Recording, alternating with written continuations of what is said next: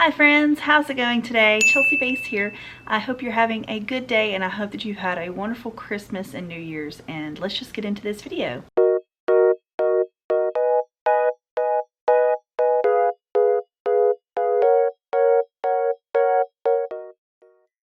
These are my top 10 manga of 2021 and I'm excited to share them with you. So these aren't really in any specific order. I do think the ones at the top are definitely more favorites than the ones at the bottom, but don't get too caught up with how the order is on these. I loved all of them very, very much, and the top 2 or 3 are very hard to decipher, honestly, for me. But number 10 is Love and Focus. This is a series that is only 3 volumes long. It is absolutely beautiful. The art is stunning. I think the creator has only done 2 or 3 series that have been translated into English, and this was one of the first ones that we got. 3 volumes, and it's about a girl who's in a photography club and she meets these 2 guys, and there's a little triangle going on here, but it's very short and very sweet, and I loved everything about it. So I highly recommend this author's work if you're interested. They also have a couple more series that I'm going to talk about maybe later in this video. Number 9 is going to be Mermaid Saga by Rumiko Takahashi. This series is one that I've always wanted to read, but you had a lot of trouble finding the original, I think, 4-volume series. It was an older print, and then they finally did these new editions that are gorgeous, and it's only 2 volumes, and it has all of the ones in it that came out at the time. I wish that they had continued this series because it was so fun to read. It's a horror story about mermaids. I don't know why I was thinking vampires. And the art's gorgeous. Rumiko Takahashi's art has always been beautiful in my opinion. And I loved that it was a horror story because it's a little bit different from her work most of the time. Fantasy is usually the genre that they go with, and this one was just stunning. The art's beautiful. I love the idea of the mermaids. It was just so much fun to read. Please check it out. It's only 2 volumes, pretty quick to get through. Number 8 on this list is Living Room Matsunaga-san. This series, I've heard some things that I think are spoilery from Instagram, and I'm a little upset about it, but also interested. It makes me more interested in it. So I do want to continue it. I have not finished the series yet. It is very, very fun. I think I'm up to volume 4 or 5, but so far I'm loving it. It's fantastic. The graphic design elements of this following Matsunaga-san is very relatable to me because I am a graphic designer as well, and I just love that perspective.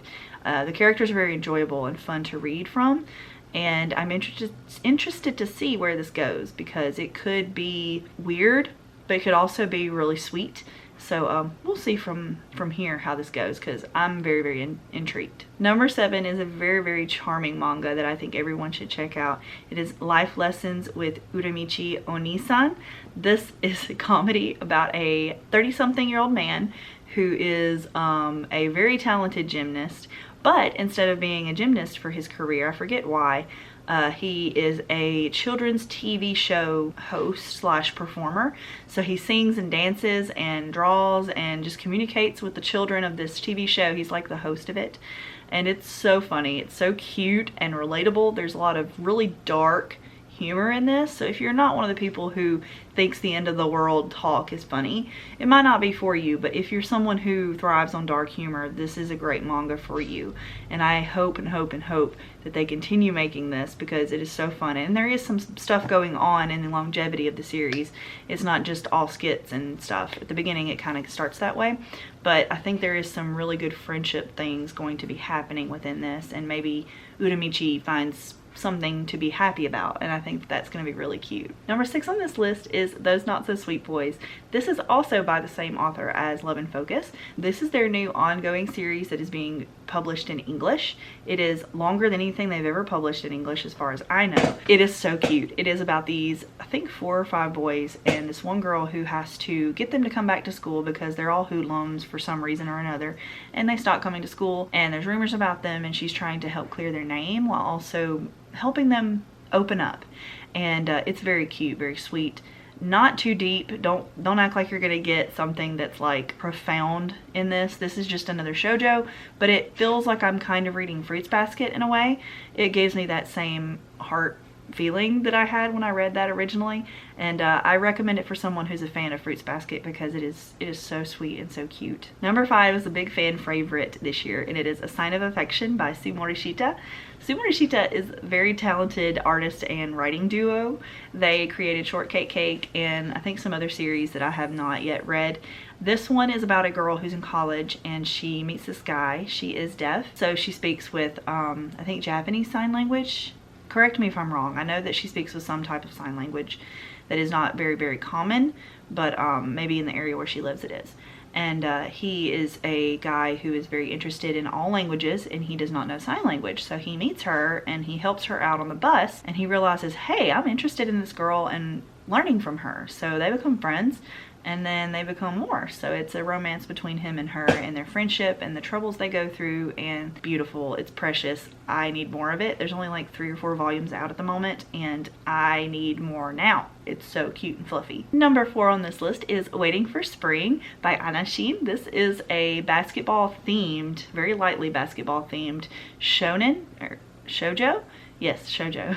About this girl who becomes friends with some guys in the basketball team and falls in love with one of them, and it's really cute. There is a triangle kind of going on right now, and I'm pretty sure we all know who she's gonna pick, but I still really like it. Some people have told me it's their favorite shoujo, which makes me really interested in finishing it, but it's not too long, so I don't feel like I'm gonna be wasting any time if it's not the best thing I've ever read. But it is really, really cute and really, really fun, and I'm enjoying it. And the boys are fantastic. The girl is not the worst character I've ever read, so I really like that. Would recommend this one if you're interested in something sportsy but also romantic. Number 3 on this list is Bleach by Tite Kubo. This is a manga that I am continuing to read. I think I'm on volume 15 or 16 now. My husband introduced me to this series this year and last year. We started watching the anime together. He loved it from childhood, and I had never really gotten into it. So we watched the whole series together, binged the whole thing, and then I started reading it, and I really love it so far. I think the manga is a little bit better than the anime, but with the new arc about to come out in anime, I'm very excited to finish reading the series before it comes out. I hope I can. It is like 70 something volumes, but if I can find all of them before the new show comes out, I hope to finish it by then, and then we can talk about it, and then we can watch the new arc together, and I will understand everything that's going on, and I just can't wait. It's gonna be so fun. Number 2 and number 1 were very hard to decipher apart, and I'm sure you can kind of guess which ones they are if you've watched my channel long enough. But number 2 on this list I've decided is woToki, Love is Hard for Otaku. This is a like kind of vignette style episodic manga about otaku adults who are falling in love or who pretend to date, if that makes sense. Some of them are doing one or the other. There's a couple in here. One does cosplay, one likes manga, and then the other couple, one is a fujoshi, or she likes boy love comics and writes her own, and then the other one is a gamer. So it's just so charming. I love these characters so much, and I want to read more about them constantly. Like, I can't believe that it has not come out faster, because I just need more of it now. And number 1, my favorite manga of 2021 has got to be Sweat and Soap. Absolutely stunning, sexy, gorgeous characters. So relatable if you've been in a relationship and you've seen the struggles and felt the passions and felt the pains. I think it has some really solid advice in it for certain parts of your relationship, and if you are someone who is nervous about moving in together with someone that you love, maybe read this. This is just really cute, and it gives you both sides of everything, and I think that the relationship is so healthy, and we see so many manga and anime today of relationships that are very one-sided, or they're not healthy, or one of the characters is just toxic as heck, and this one is just really refreshing because it has none of that. You're gonna have mistakes, they're not perfect, but they go through those mistakes, they work them out, they talk about it with each other, they tell each other why they did not like that decision or why they didn't like what they did or said, and it just feels very real and healthy in how a couple should be acting towards each other in their life. So I really love it. I hope that you guys will check out at least a couple of these on this list, and thank you for watching. I hope you have a fantastic day, night, or whenever you're watching this, and I'll see you in my next video. Bye guys.